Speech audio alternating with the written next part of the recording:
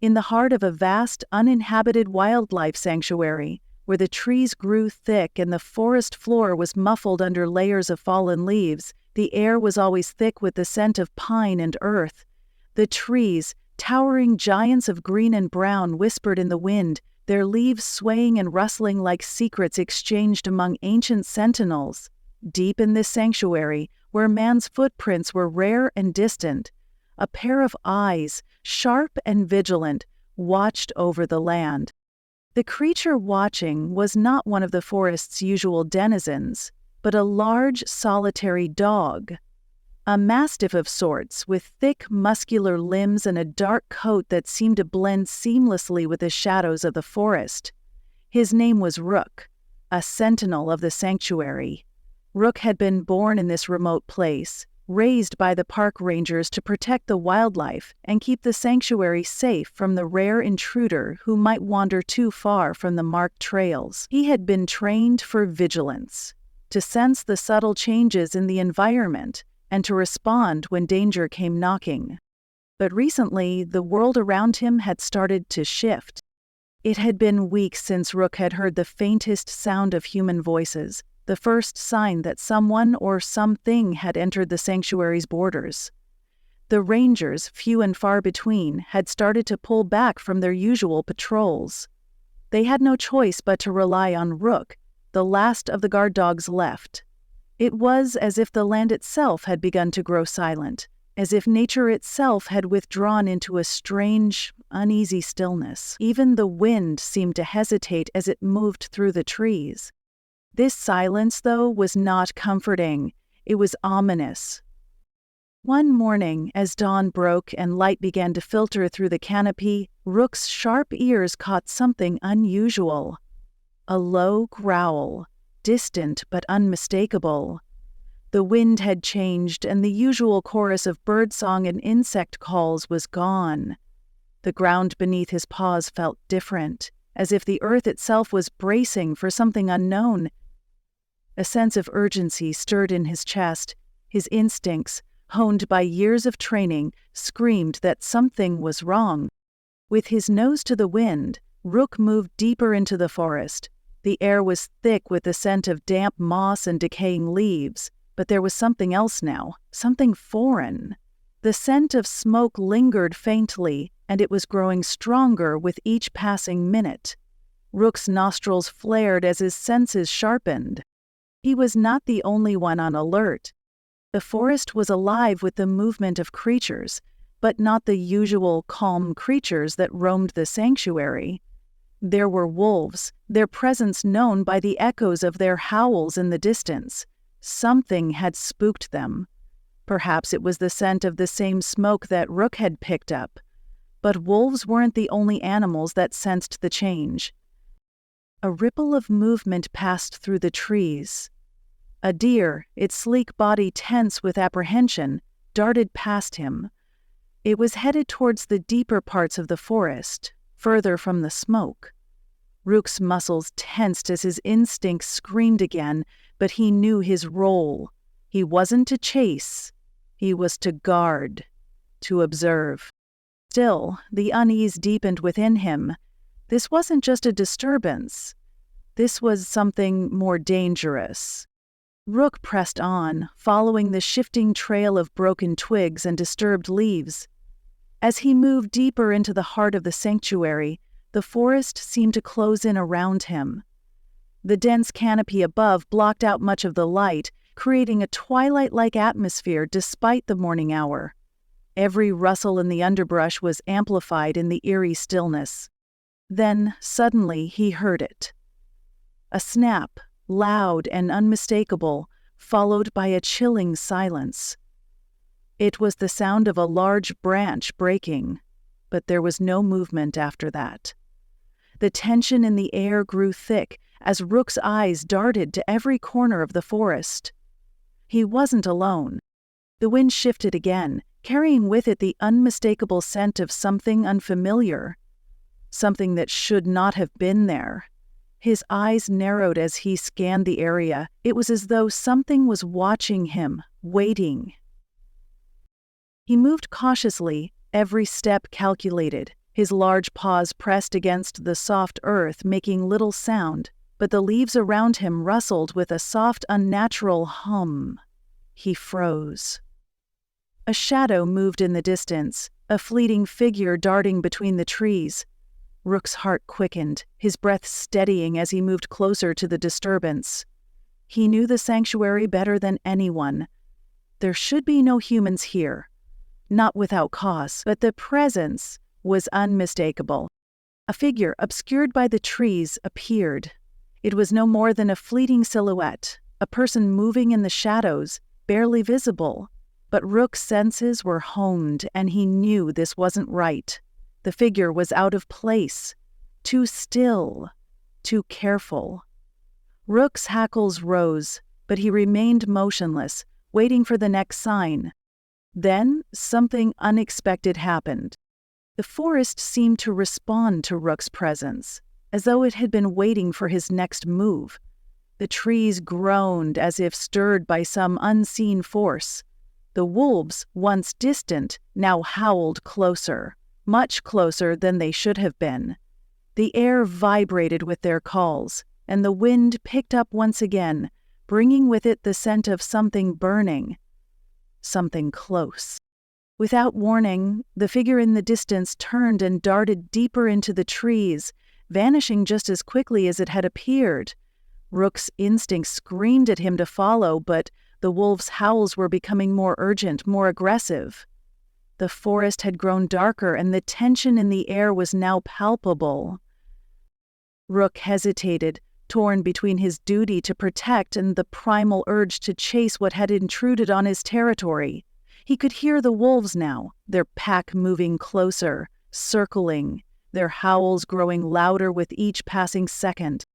Then, just as he was about to give chase, the ground trembled beneath him. A low, guttural growl rumbled from the earth, sending a shiver down his spine. It was not the growl of a wolf. No, this was deeper, more menacing.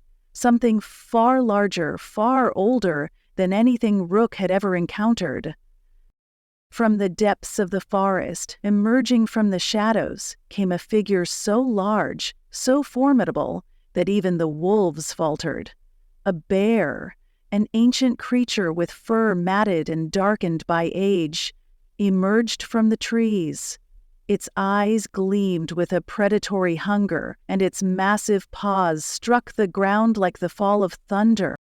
The wolves, momentarily stunned, began to retreat, but Rook, driven by the last embers of his training, charged at the beast. He was no match for the bear, but in that final moment, he gave everything to protect his domain. As the bear and the wolves clashed, Rook's body collapsed under the weight of it all, but his mind, still sharp, understood one thing. This was not just a battle of flesh, but a war between ancient forces that had long existed in this place. The twist of fate came moments later. In the chaos of the confrontation, Rook's body was left behind in the forest, but his spirit remained. The smoke from the fire had been a signal not just of human intrusion, but of a shift in the balance of nature. The ancient forces, the wolves and the bear, were all connected in ways Rook had never understood. The sanctuary was no longer a place for the living alone, but a battleground for the spirits of the earth itself. And in the silence that followed the clash, the true guardian of the forest was revealed.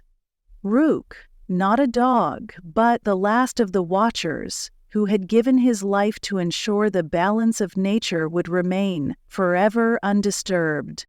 The forest fell silent, save for the faint crackle of distant flames and the rustling of leaves stirred by the shifting winds. The wolves, their hunger temporarily sated by the retreat of the bear, moved cautiously through the underbrush, watching for any sign of further danger.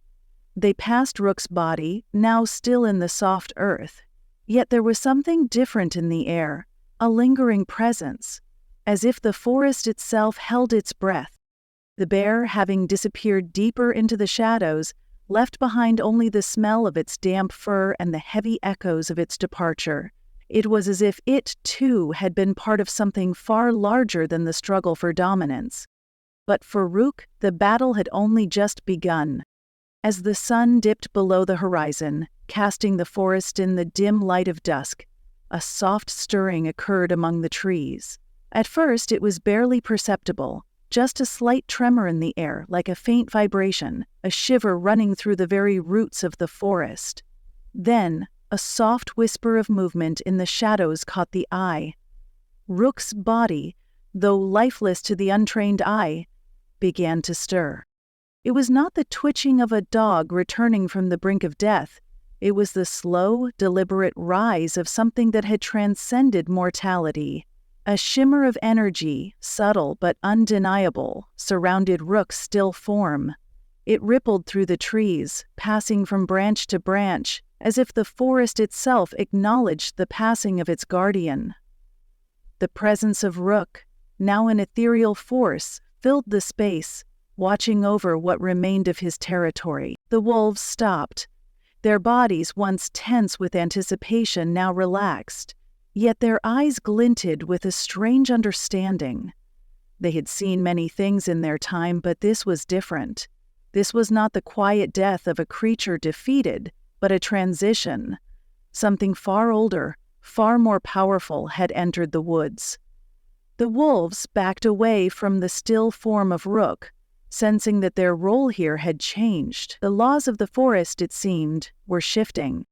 And then, from the darkened woods, came the sound of something even more ancient than the bear, a low hum that seemed to vibrate within the very earth. It was a hum like the sound of a distant thunderstorm, but this one came from within the forest, not the sky. The hum intensified, reverberating, until it melded with the whispers of the trees.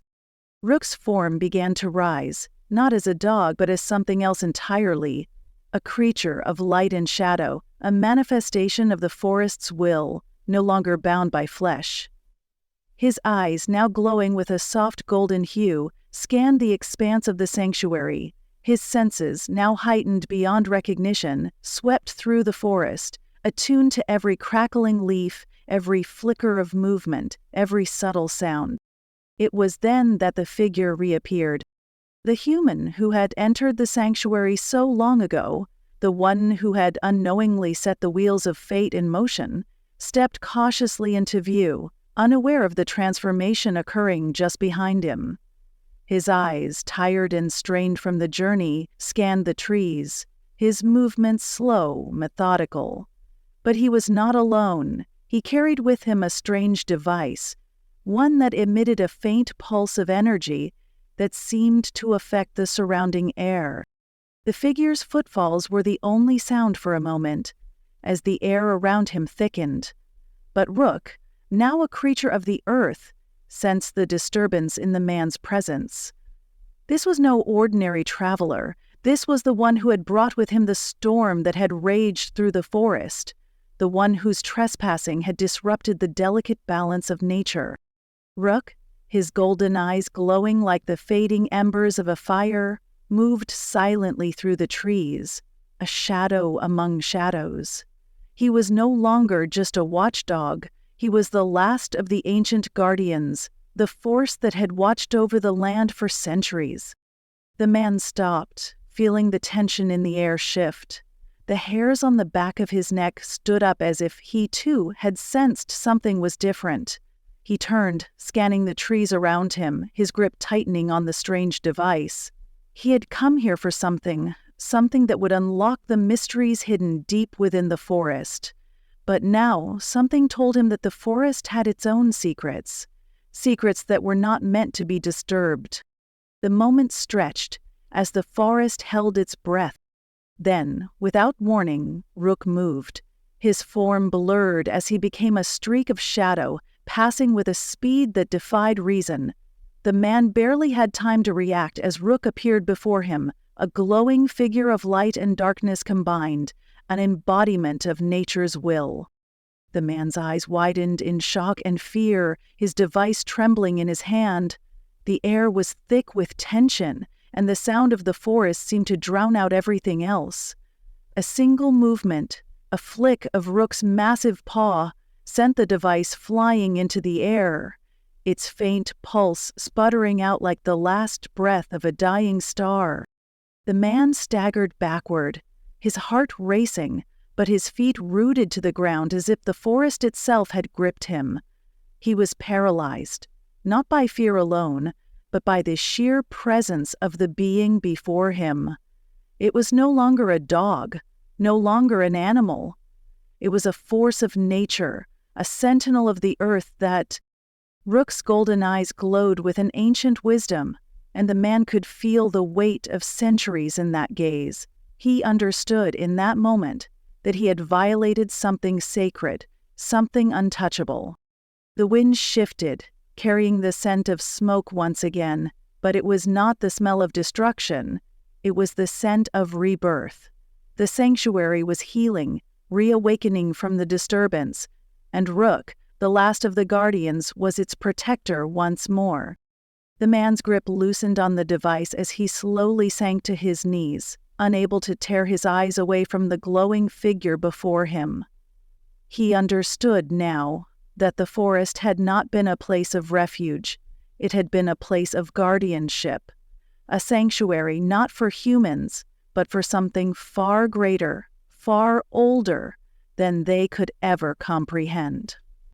As Root retreated back into the shadows, the man remained there, kneeling in the quiet of the forest, forever marked by the presence of the ancient being that had watched over the land for as long as time itself.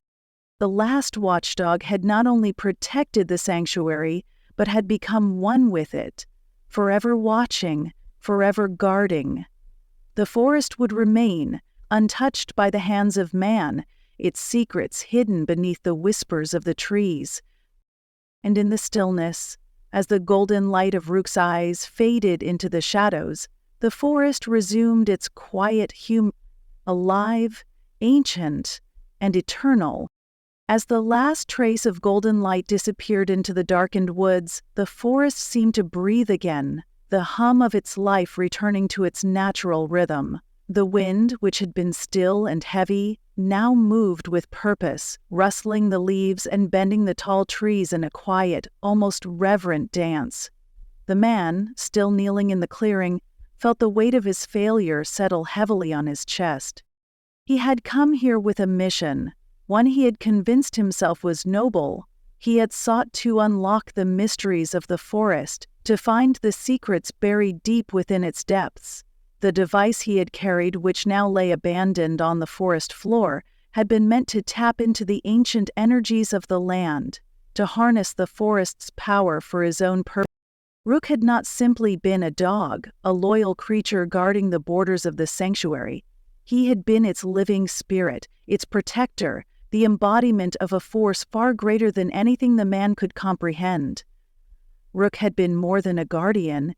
He had been the last watchful sentinel, the keeper of a sacred balance that humankind had long forgotten. The man's fingers trembled as he reached for the device on the ground, but the thought of using it again, of trying to manipulate the forest's power, felt empty now, futile. He stood slowly, the weight of the realization crushing his pride. He had failed, not only as a human, but as a being who believed he could bend the will of nature to his own desires. The forest had shown him, in the most profound way possible, that such arrogance was met with consequences far beyond his understanding. Behind him, in the dense foliage, the forest continued its quiet transformation. The leaves seemed to glow softly in the darkening night. The ground beneath his feet pulsed with an energy he could no longer deny. The very earth felt alive, as if the forest itself had come alive in response to the shifting balance of life and death, of the past and the future. Rook had not only been the guardian of this place, but the embodiment of the forest's will to remain untouched, to protect its ancient sanctity. The man turned to leave, but as he moved, he caught a glimpse of something in the corner of his eye. A movement, swift and graceful, slipping through the shadows just beyond the reach of the moonlight. It was no animal. It was Rook. but it was not the same as before. Now, Rook appeared to be part of the forest itself, his form flickering in and out of view as if he had merged with the trees in the air, becoming one with the very land he had once guarded with flesh and bone. Rook's presence lingered, a ghostly imprint upon the air, a silent reminder that the forest's watchful eyes were never truly closed. The man had failed to understand, but perhaps in time he might. Perhaps the forest had no need for words or explanations. It only needed respect, the kind that could never be demanded, only earned through the deepest understanding of nature's wisdom. The man walked slowly, each step a painful realization of what he had lost. He felt the weight of the forest on his shoulders, its unseen eyes watching him, judging him. Not with malice, but with an ancient patience, a kind of knowing that only the wilderness could possess. He had become an intruder, a fleeting shadow in a place that had existed long before him and would continue long after he was gone. As he exited the clearing and began his long journey back, the forest seemed to close behind him, like a great, silent door. The night grew still again, but it was a stillness with meaning, as if the forest were holding its breath, waiting for the next chapter in its story to unfold. And Rook, now more than just a dog, more than even a guardian, he had become the forest itself. He was no longer bound by the limitations of flesh and bone.